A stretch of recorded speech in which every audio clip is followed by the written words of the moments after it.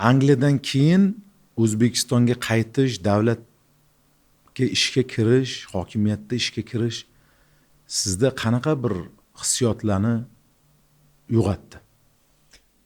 Biz endi Angliyada 1 yil magistraturada o'qidik.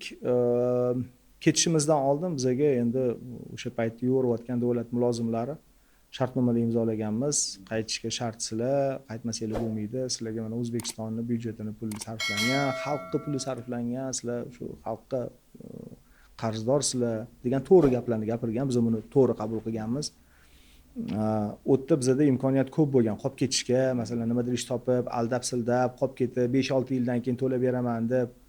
Lekin 90% umidchilar bunaqa qilmagan, qaytib kelgan.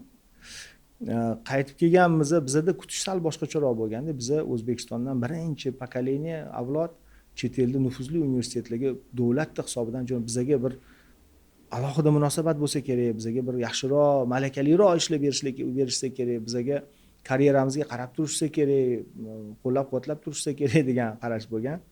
Unaqa bo'lmagan.